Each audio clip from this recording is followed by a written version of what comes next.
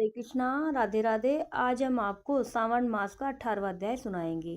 भगवान शंकर ब्रह्मपुत्र सनत कुमार से बोले, अब मैं तुम्हें सावन शुक्ल दशमी तिथि के विषय में बताता हूँ, ध्यान देकर सुनो।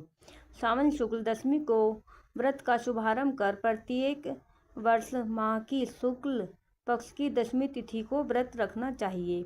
इस प्रकार अगले श्रावण शुक्ल दशमी को इसका उद्यापन करना चाहिए। राजा को राज्य की उन्नति के लिए, कृषक को खेती की उन्नति के लिए, वैश्य को व्यापार की उन्नति के लिए, स्त्री को पुत्र प्राप्ति हेतु तथा अन्य प्राणियों को धर्म, अर्थ तथा अपने व्यवसाय की उन्नति हेतु इस व्रत को करना चाहिए। इस व्रत को आशा दशमी कहा जाता है। जिसको भी किसी प्रकार का दुख हो तो उसके निवारण के लिए सावन शुक्ल दशमी की रात को स्नान कर व्रत का शुभारंभ करें।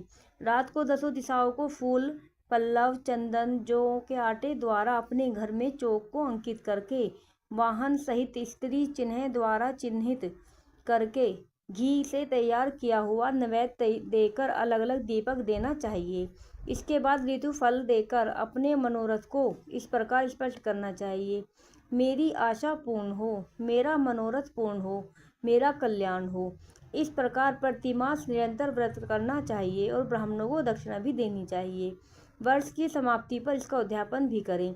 सोने चांदी की इस दिशा रूप देवताओं की प्रतिमा 10 दिशा रूप देवताओं की प्रतिमा बनवाकर अपने सगे संबंधियों के साथ स्नान आदि करके अपने घर के आंगन में भक्ति भाव से दिशाओं का आह्वान, स्थापन तथा पूजा करनी चाहिए। दिशाओं के मंत्र इस प्रकार हैं।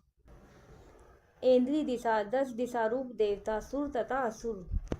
नमस्कार। इस संसार का स्वामी इंद्र आपके पास निवास करता है, आपको नमस्कार करता हूँ। हे अग्नि, अग्नि देवता के रहने से आप आग्नेयी कही जाती हैं। आप तेज रूपी पराशक्ति हैं, अतः हे आग्नेयी आप मेरे लिए वरदायिनी हो। हे यामिये, धर्मराज आपके सहारे इस सारे संसार को चलाते हैं, इसलिए आपको संयमनी कहा जाता है। हे संयमनी, आप मेरे लिए उत्तम कार्य प्रदान कराने वाली। हे आशे, हाथों में खड़क लिए अत्यंत विकराल रूप मृत्युदेव नृत्य स्थान में आपके पास निवास करते हैं, अतः आप नृत्य रूपा हैं। आप मेरी आशाओं को पूर्ण करें। हे वारुणी, भुवन के आधार तथा जल जंतु के अधिपति वरुण देवता का निवास आप में है। हे वारुणी, आप मेरे धर्म के कार्य के लिए तत्पर हों।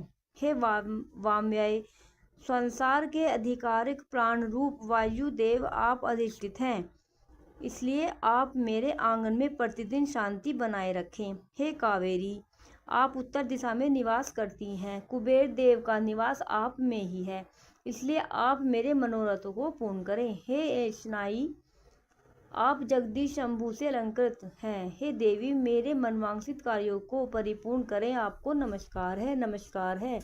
सारे विश्व के ऊपर निवास करने वाली सदैव कल्याणदात्री सनक नंदन, सनातन और सनत कुमार आदि मुनियों के साथ रहने वाली आप सदा मेरी रक्षा करें, मेरी रक्षा करें। सब नक्षत्र ग्रह तारागण, नक्षत्र माता, भूत प्रेत, विनायक तथा भक्ति युक्त मन से जिन देवी देवताओं को मैंने पूजन किया है, वे सब मुझे अभिष्ट सिद्धियां देने वाले हों। सर्प तथा नेवले से नीचे के लोक में आप सेवित हैं, अतः आप मेरे ऊपर नाग तथा नाग कन्याओं के साथ प्रसन्न हो। उपरोक्त मंत्रों को बोलकर पुष्प, धूप आदि द्वारा अर्चन करके अलंकार, वस्त्र और फल निवेदन करने चाहिए। रात को जागरण करना चाहिए। प्रातःकाल दोबारा प्रतिमा की पूजा करके उसे ब्राह्मण को दे देना चाहिए। इस विधान द्वारा अर्चन तथा समापन कर प्रणाम करना चाहिए। फिर मित्रों तथा बंधु बांधवों सहित भोजन करना चाहिए। इस प्रकार आदर पूर्वक जो दशमी का व्रत करता है उसकी सब इच्छाएं पूरी होती हैं। यह सनातन व्रत विशेष रूप से स्त्रियों के लिए है। यह व्रत धन, यश, दीर्घ आयु तथा सब इच्छाओं को पूर्ण करने वाला है। तीनों लोकों में इस व्रत के तुल्य और कोई दूसरा व्रत नहीं है। यह व्रत मोक्ष प्रदान करने वाला है। इस व्रत के तुल्य न कोई व्रत आज तक हुआ है और न आगे होगा। राधे राधे। बोलो उमापति शंकर भगवान की जय।